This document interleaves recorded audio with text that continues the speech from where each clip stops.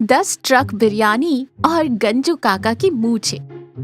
गंजू काका अपनी आराम कुर्सी पर बैठे हैं, पैर हिला रहे हैं। उनका मैनेजर चमन पंखा झला रहा है। निर्मला काकी सब्जी काट रही हैं। देख रहा है गांव का हाल। कल से बस एक ही रट लगा रखी है। वाह, क्या दावत थी मनोहर के घर। ओहो, क्या खुशबू थी। अरे बेटी की शादी की थी या किसी राजा का राज्याभिषेक, एक छोटी सी दावत क्या दे दी, वो अपने आप को मुगले आजम समझने लगा। अरे हम गजेंद्र सिंह हैं, हमारे परदादा घोड़ों को बादाम खिलाते थे और ये मनोहर हमें बिरयानी से नीचा दिखाएगा। तुम्हारे परदादा घोड़े को बादाम खिलाते थे, इसलिए तुम्हारे हिस्से की अकल वो घोड़े खा गए। शांत बैठो, शादी अच्छी हो गई, बात खत्म। क्यों बेवजह कंपटीशन कर रहे हो? बात कंपटीशन की नहीं, बात मूंछ की है निर्मला। अब देखो मैं क्या करता हूँ। अगले हफ्ते हमारे पिताजी की बरसी है। मैं ऐसी दावत दूंगा कि मनोहर की बिरयानी लोग भूल जाएंगे। चमन। जी मालिक। शहर का सबसे बड़ा शेफ कौन है? वो जो टीवी पर आता है, जिसके बाल खड़े रहते हैं जैसे बिजली का करंट लगा हो। वो शेफ रॉकी। वो तो बहुत बड़े आदमी है मालिक। वो 7 स्टार होटल में खाना बनाते हैं। बस वही आएगा।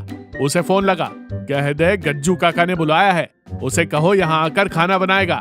सिर्फ हमारे गांव के लिए नहीं, आसपास के 10 गांव के लिए दावत होगी।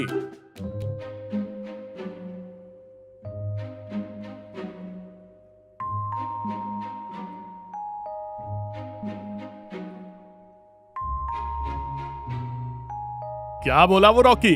कब आ रहा है? मैंने हेलीकॉप्टर भेजने को भी तैयार था। मालिक, उसने मना कर दिया। मना? गज्जू काका को मना? क्या कहा उसने? पैसे कम पड़ गए? नहीं मालिक, वो कह रहा था कि उसे धूल से एलर्जी है और वो बिना एसी वाली जगह पर कड़छी भी नहीं पकड़ता। उसने कहा I am sorry, I don't cook in village. हाय, अब क्या होगा? मैंने तो पूरे गांव में ढिंढोरा पिटवा दिया कि शहर का रॉकी आ रहा है। मनोहर तो हंसेगा, मेरी मूंछ तो गई। गंजू काका सोचते हैं। अचानक उनकी आंखों में चमक आ जाती है। चमन, अगर पहाड़ मोहम्मद के पास नहीं आता तो मोहम्मद पहाड़ के पास जाएगा। अगर वो रॉकी यहाँ आकर नहीं पका सकता तो वो अपने होटल में पकाएगा। हम बना बनाया खाना यहाँ लाएंगे। पर मालिक, इतना सारा खाना लाएंगे कैसे? वो तो ठंडा हो जाएगा, खराब हो जाएगा। हम ट्रक भर के लाएंगे। वो कंटेनर वाले ट्रक होते हैं ना, जिनमें बर्फ नहीं पिघलती, वैसे ही गर्म रखने वाले ट्रक भी होते हैं। तू जा 10 बड़े ट्रक बुक कर। रॉकी को बोल 10 ट्रक बिरयानी तैयार रखे, हर ट्रक एक गांव के लिए। गांव के बाहर भारी भीड़ है। लोग दावत का इंतजार कर रहे हैं। गंजू काका नए कुर्ते में मूंछों पर ताव देते हुए खड़े हैं और मनोहर सरपंच भी वहाँ मौजूद है। गज्जू भाई, दोपहर के 2 बज गए हैं। मेहमान भूखे हैं। ये आपका शहर वाला खाना कब आएगा? कहीं रास्ता तो नहीं भटक गया? अरे मनोहर जी, सबर का फल मीठा, मेरा मतलब नमकीन और मसालेदार होता है। वो रॉकी शेफ है ना, परफेक्शन में टाइम लगाता है। बस आता ही होगा। मालिक आ गए, ट्रक आ गए। दूर से धूल का गुबार उड़ता है। एक के बाद एक 10 विशालकाय कंटेनर ट्रक हॉर्न बजाते हुए आते हैं।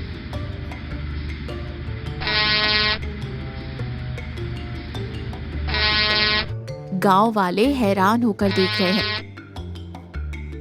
नजारा ऐसा है जैसे सेना का काफिला आ रहा हो।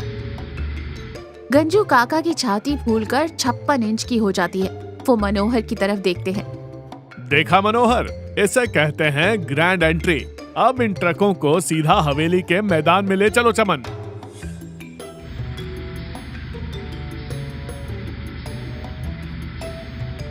अचानक पहला ट्रक गांव के मुख्य द्वार के पास आकर रुक जाता है।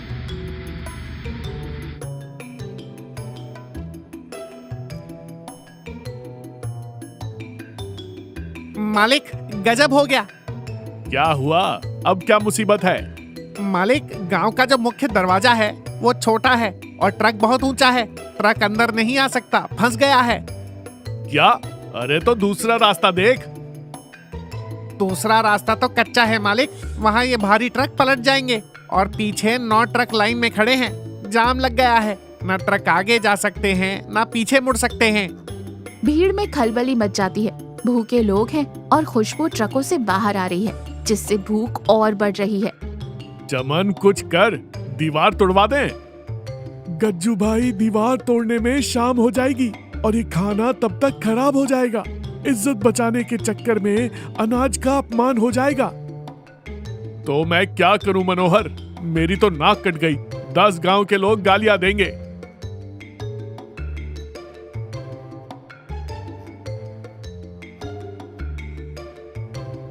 सुनो सब लोग, खाना आ गया है, बस जरा सा दूर है।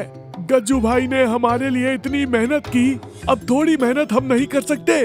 गांव वाले एक दूसरे को देखते हैं। ए बंटी, राजू, सुरेश, अपने ट्रैक्टर निकालो।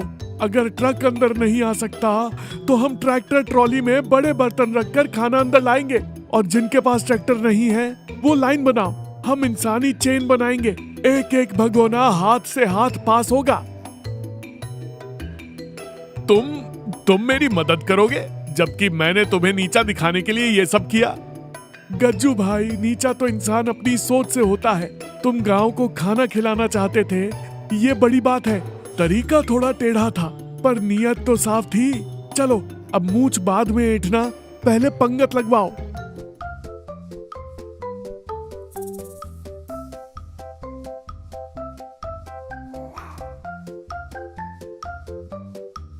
जोश में आकर युवा ट्रैक्टर ले आते हैं, एक दूसरे को बड़े बड़े बर्तन पास कर रहे हैं।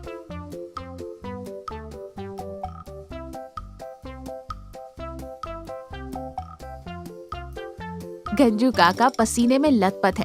उनका महंगा कुर्ता अब गंदा हो चुका है, लेकिन वो बहुत खुश है। अब तो वो खुद एक परात उठाकर दौड़ रहे हैं। चलो ये भी बढ़िया है, आज पहली बार गंजू को असली मेहनत करते हुए देख रही हूँ। ये ट्रक वाली बिरयानी ने इनका फैट और ईगो दोनों कम कर दिया।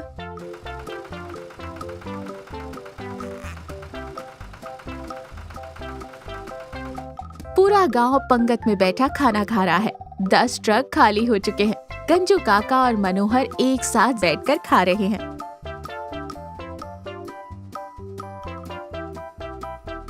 वाह, सच में रॉकी ने कमाल कर दिया। लेकिन मनोहर, अगर आज तुम ना होते तो ये बिरयानी ट्रक में ही सड़ जाती और मेरी इज्जत मिट्टी में मिल जाती। मुझे माफ कर दो, मैं तुमसे जल रहा था। अरे छोड़िए भाई साहब, बिरयानी का असली मजा ट्रक में नहीं, साथ में है। देखिए, 10 गांव के लोग एक साथ खा रहे हैं। आपकी वजह से आज सब मिल गए।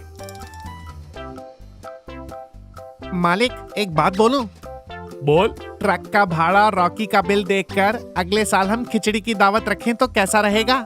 सब जोर से हंस पड़ते हैं।